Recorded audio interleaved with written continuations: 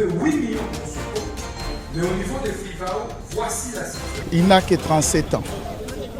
Et à 37 ans, il a osé, a posé de grands jalons.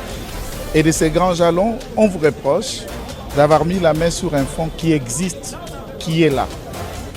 Les projets de construction d'un bâtiment carcéral ne relèvent pas du ministère de la Justice. Ce n'est pas moi qui le dis, c'est cette ordonnance qui précise.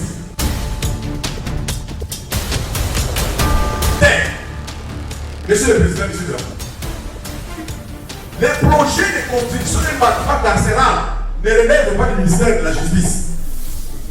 Ce n'est pas moi qui le dis, c'est cette ordonnance qui précise les attributions du ministère des ITP. Mais qu'est-ce qu'on voit dans ce dossier? Qu'est-ce qu'on constate? Alors que le dossier n'est pas complet, j'espère qu'ils vont produire l'avis de notre objection parce que nous ne l'avons pas aussi.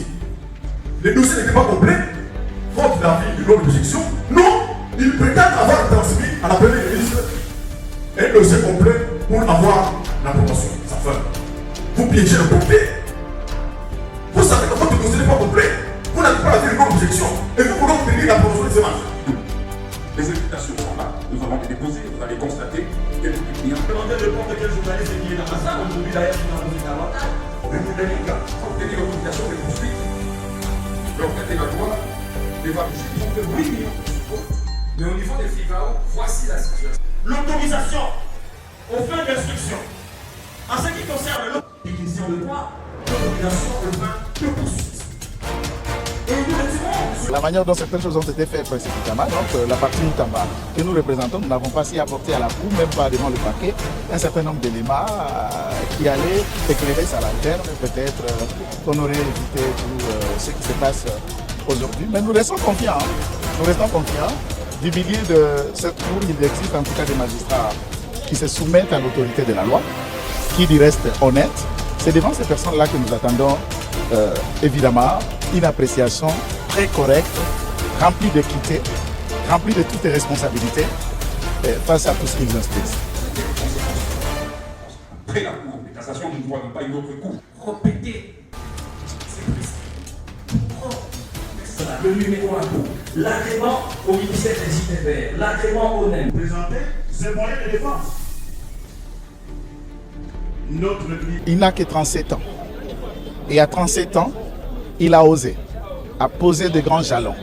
Et de ces grands jalons, on vous reproche d'avoir mis la main sur un fonds qui existe, qui est là. Vous savez, en République démocratique du Congo, c'est la première fois qu'on parle des procès de ce genre et que l'argent dont question considéré sur un prétendu détournement existe. Il est le deuxième garde de sceau à être jugé dans ce pays depuis que le pays est pays. Et c'est 50 ans après qu'il vous répond. À 37 ans, à fleur d'âge, certainement. Toute la décision qui arrive aura une percussion sur son avenir, sa vie de famille, d'acteur politique. Et il est dit qu'on procède de sa vie. Et nous voudrions vraiment penser, comme nous le faisons confiance, à l'équité, à la vraie justice, à la lecture d'un bon droit. C'est ce à quoi nous attendons.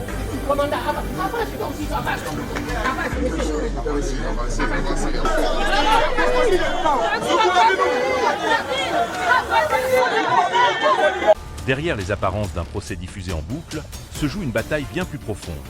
Celle d'un homme déterminé à réformer un système qui refuse de mourir. Constant Moutamba ne fait pas simplement face à la justice, il affronte un mécanisme bien huilé, décidé à le faire taire. Dans ce théâtre médiatique, ce n'est pas la vérité qu'on cherche, mais un homme qu'on veut briser. Accusé sans preuve tangible de vouloir détourner 19 millions de dollars, Constant Moutamba ne plie pas. Il a tenu tête au ministère public, devant la Cour de cassation, exigeant une seule preuve matérielle. Aucune disparition de fonds, aucun transfert douteux, rien, si ce n'est l'accusation d'une intention. Mais depuis quand juge-t-on une volonté présumée, en l'absence d'un acte réel? Sommes-nous encore dans un état de droit, ou entrons-nous dans l'ère des procès à charge sans fondement? Ce ministre, salué pour avoir assaini les finances du ministère de la Justice, voit aujourd'hui ses efforts retournés contre lui.